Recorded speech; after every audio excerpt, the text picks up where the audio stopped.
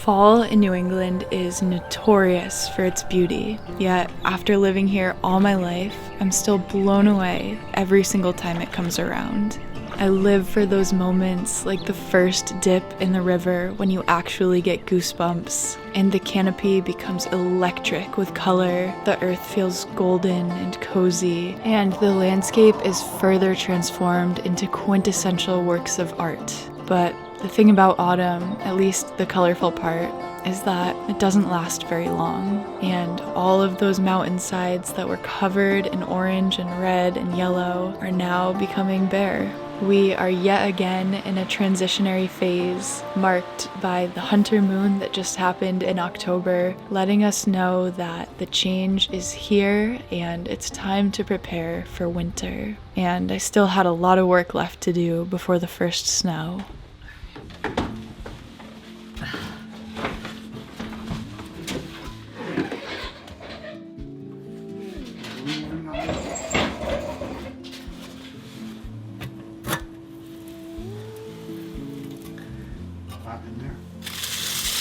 Not a ton.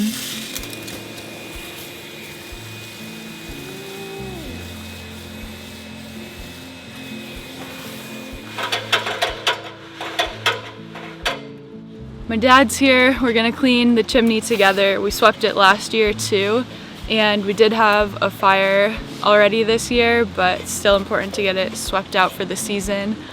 We already got the creosote out of the clean out. The buildup wasn't that bad. Now we just have to assemble the actual sweeper. You actually assemble it up at the top, screw it on one piece at a time as you work your way down. You have to be really careful because if a piece falls down not connected, I don't know how you're gonna get that out. This may have been my second year doing this project, but it was still just as scary as the first. Seriously, going up the side of an A-frame roof, the steep slant feels so intense with each rung of the ladder that you ascend. But each year I want to become more self-reliant, and living in New England, this is an absolute necessity. Being able to have safe heat in the house and clean systems for it. And I think it's good to put yourself in uncomfortable situations from time to time, because that is when you grow and you learn and you become more confident in yourself.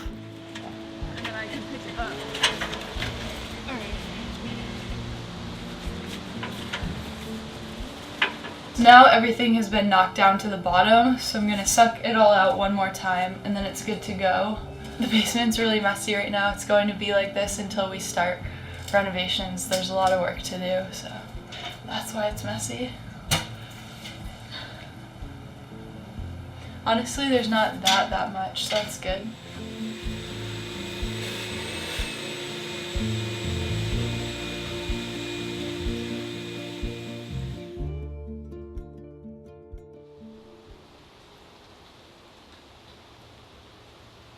So this area over here, the houses behind me, is where we keep all of our lumber and we work on processing it. Now we need a proper woodshed. This section behind me that's cleared out a bit, that's where it's going to go. The very first step of this project was just getting everything cleaned out, because that back area had accumulated branches and honestly just old, rotting and random lumber. Also, that satellite dish had to go. And I had gathered my first round of materials. Whenever I start something new, especially a project like this where I have never done it alone before, I want to get as organized as possible, have a good layout, just know where things are and get my bearings before diving all the way in.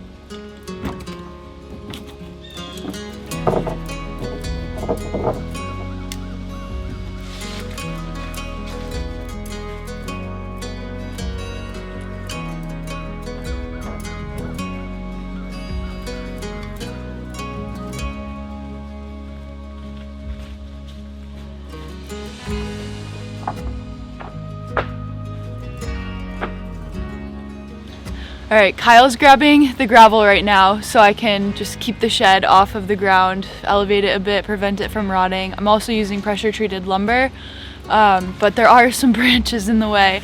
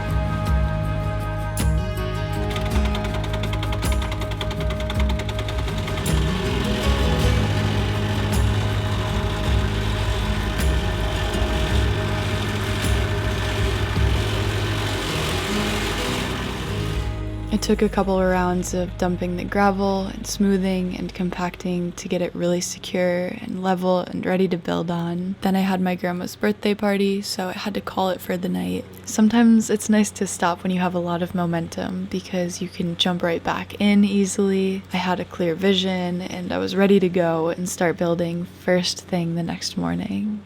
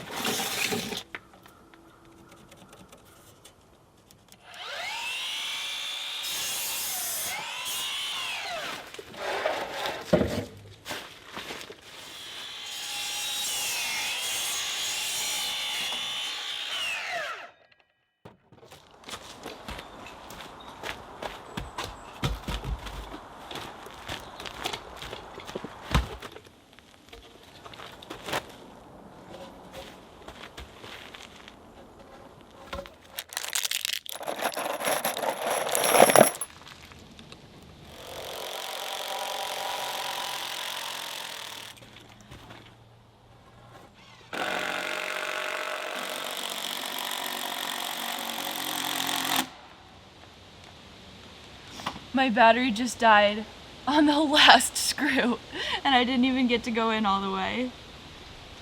Oh man. Okay, I guess I'll grab the one from the chop saw.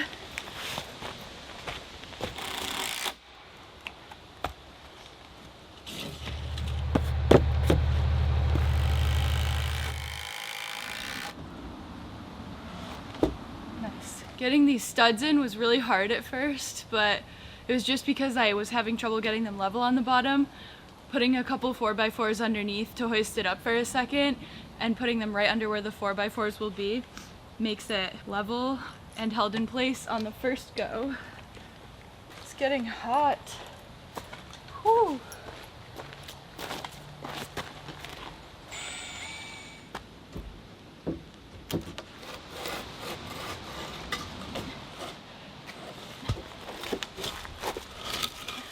Things are really coming along. I gotta do the deck boards next, and that should be relatively simple. I just really hope that there's a jigsaw here because I'm not sure right now. So next task will be to actually go hunt for one.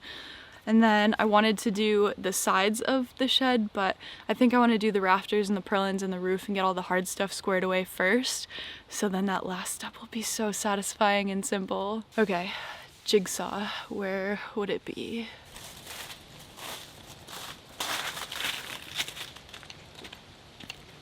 No luck in there. Found it.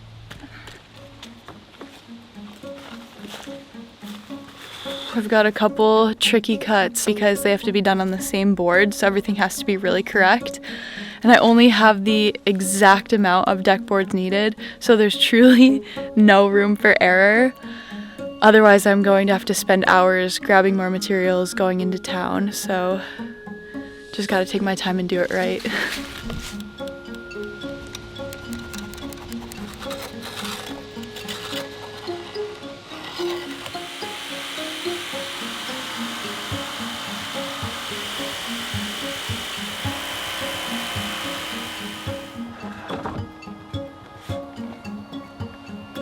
Okay.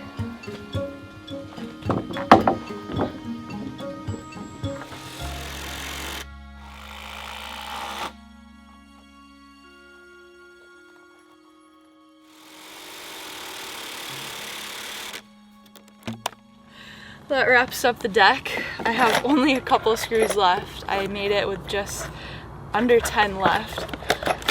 I'd say this is pretty good for today, and then, like I said, get started on the roof tomorrow, but I don't have the actual roof itself yet, so now it's time to really consider what are the supplies I need. It's definitely going to be metal, but I have to see what's in store or in stock for colors. Ideally, I would do black, but it doesn't have to be. And I'm a little nervous. I've definitely never dealt The only time I've ever done metal roof was with Kyle at the cabin on our woodshed, but he really was the one doing all of that.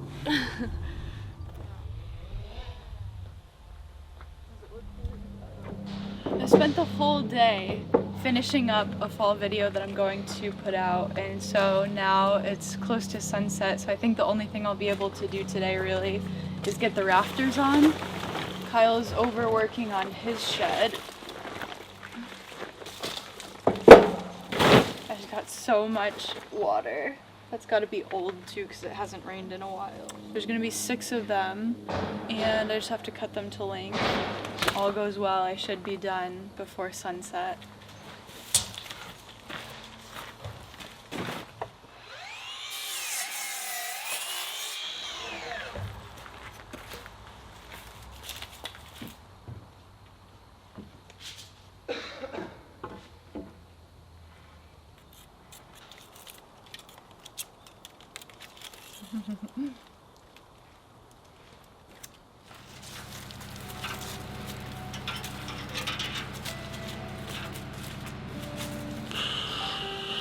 I thought I was going to make good progress on this tonight and get this done before sundown, like I just said, but it's so hard to do the rafters alone, and I'm going to have a whole system in place, like screwing extra pieces in to support the other side of the rafter.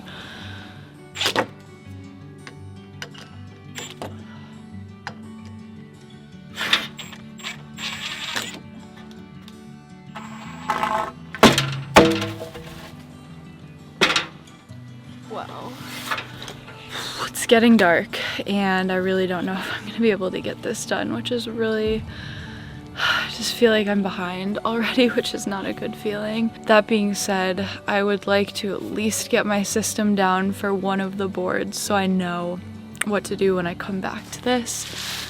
But this is so frustrating. I think I'm gonna give it one more try and then I have to pick up my supplies. It's gonna be dark. Yeah, I probably could work into the night, but I'm so fried today. If I put a screw or two sticking out at an angle, the idea would be that the board can't fall down in the way that it's been falling down. I'm not sure though, because I feel like this angle would have to be higher, so maybe I'll try that. I don't know. Like I said, I'm really tired. I did all my cuts for the rafters at least, so I think I'm gonna go easy on myself today and start with like a fresh, clear mind so I can think straight and not get so frustrated racing dark. Also, I should make sure I have a light, a good light, in case I do have to work in the dark this week. I guess sometimes you have to know when to quit. This year, I did an apprenticeship locally to continue learning herbalism in a different setting, surrounded by other people very interested in it. And part of completing it was having a project to present to everyone. This is something I have been wanting to do forever, is mastering real marshmallow making. Probably like most of you, I had only ever heard of marshmallow as the confection in the store. I didn't even know it was an actual plant, and once I found that out, I went down the rabbit hole with this one. From its supposed origins in ancient Egypt, blending the root pulp, boiling it with honey, to the 1800s in France, where the recipe started to change, then to America, all the way to the s'more. Spent a lot of time studying where it came from, how it has traveled through time and cultures, and became different and evolved, or arguably devolved throughout modern times into something that actually doesn't ever have any of the plant in it. Marshmallow root is incredibly beneficial for things like sore throats or cough and wound healing. Some people even use it as an emollient to soften the skin. The plant overall has calcium, magnesium, potassium, vitamin A, B, C, and even can form a protective lining to ease digestive tract issues.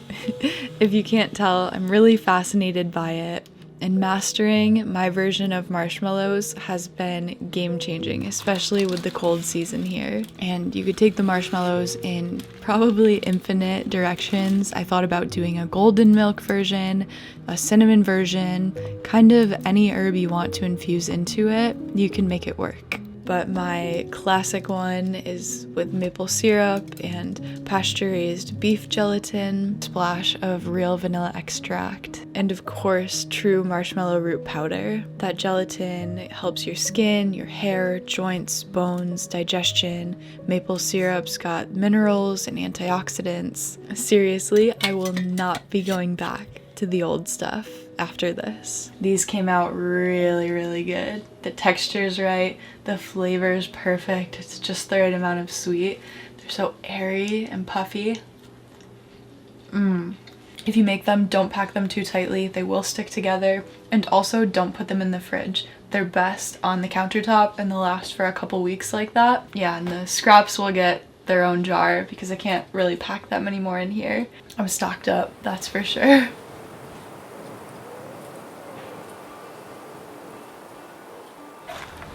Today we are finishing the rafters on the shed. Just had to figure out the calculations of what points of the board would meet up with where on the studs. Then we could apply that to all of them and move more quickly. And then I just had to cut this last one. I was one short. Kyle's helping me get all of the boards in place with an initial screw, and then I will go back and finish securing them. I did end up going with a different roofing material than I thought, but I am excited about it.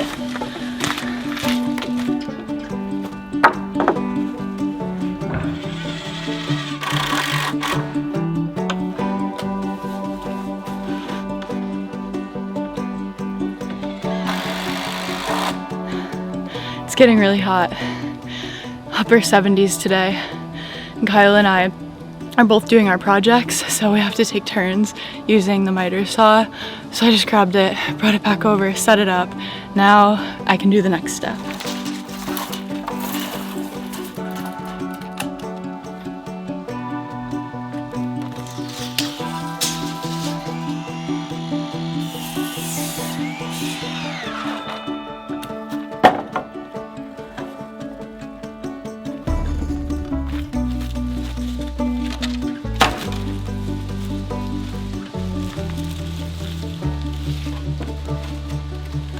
I've got 7 purlins here in front of me, and making sure that they are evenly spaced is important. For this one, it's a little bit of an awkward measurement, but it's about 15 and 5/16, which is roughly, 15 and 15.33. I'm not working on level ground right now, which isn't really the proper way to do this, but I've got my methods. Everyone's got their little systems that help them get things done that make sense to them.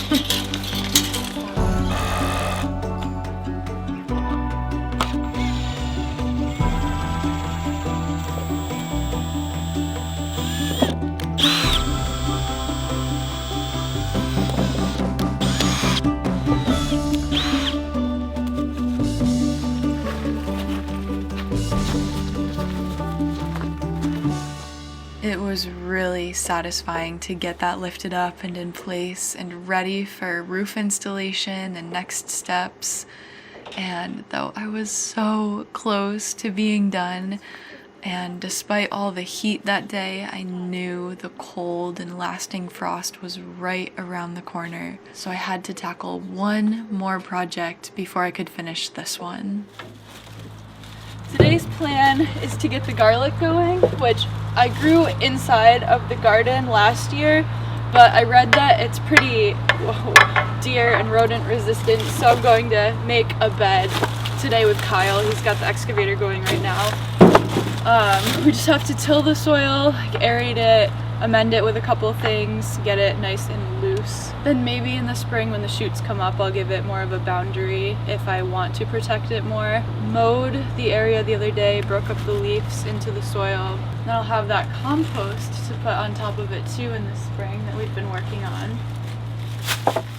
I don't absolutely love where we put the garlic bed, but for what we're working with right now, this is the best option. It's out of the way, it'll get ample sunlight, it's easy to reach with the hose. The plan is over time and after the house is completely renovated, we can take some of our forest acreage and turn it into more of a farm setup, following that continual goal to one day be able to produce most, if not all, of the produce that we eat right here. And how cool will it be down the road when we can look back at these fond memories of building our first garlic bed on the property?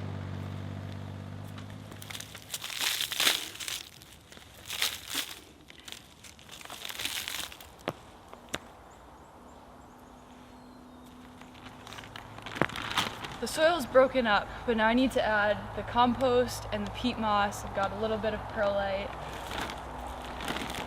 each to serve their own purpose. As I mentioned, the plan down the road is that we'll also be able to make all of our own compost here, but for now I am adding some of this composted manure to the soil. This will add a lot of nutrients, things like nitrogen, phosphorus, and potassium. It also helps improve the soil structure, which is where the peat moss comes in, furthering that process, loosening up the heavy clay soil, improving drainage. Peat moss can also help suppress weeds and keep things nice and cool. It's got its own nutrients and microbes. And then the perlite is a natural volcanic mineral, helps with root growth. It's also said to prevent disease. And I believe that perlite actually doesn't affect pH at all. It's also really lightweight, so it's easy to spread. And over time, I will add more of my compost, but the soil felt really good after these. So from where I started with the really solid, heavy soil, I now have something extremely workable, especially for garlic.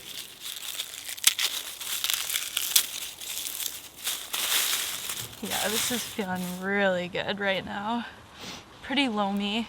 You can squeeze it and it'll tense up, but also break right back apart. The very literal rule of thumb here is that you want to go thumbs width into the soil and then across the length of your hand. I didn't get the exact number of cloves that I have.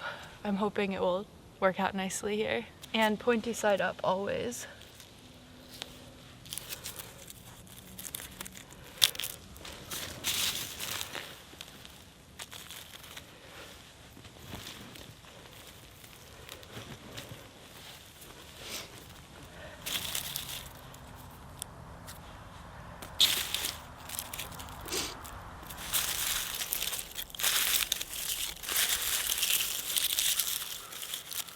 This layer of straw that I'm applying will break down over time and help make the soil more fertile. In the meantime, it will also act as insulation and play into moisture and nutrient retention. Then when spring comes around and the shoots start coming up, I just have to keep an eye on it and make sure that they're not getting suffocated. But the straw should also help guard against the wind a bit. And if I do want to remove what's left over after winter, it can help warm up the soil a little faster too. This is so exciting. 30 cloves of garlic went in the ground here.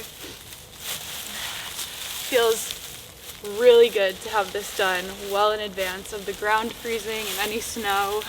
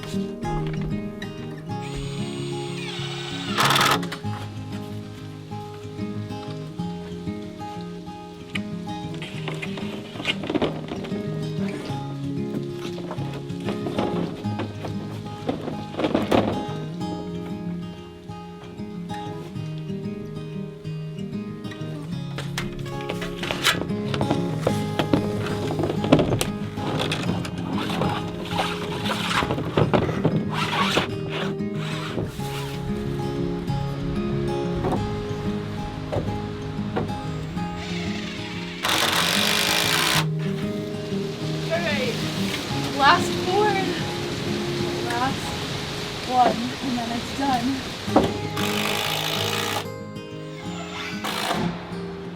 Whew. Holy smokes. Whew. I finished it. It's done. Here's the woodshed. This is what it came out like. I'm really happy with it, and it's going to hold a lot of firewood. So that being said, the only thing I have left to do is actually get splitting and stacking and preparing for the winter. So that's what I will be doing for the foreseeable future. Oh, I can't believe it. This was just a pile of leaves and trash and an old satellite a couple days ago. I was so scared of building this.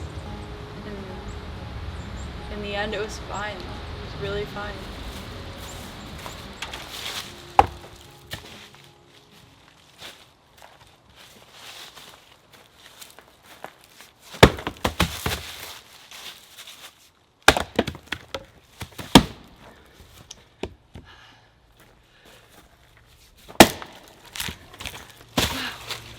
That one did not want to split.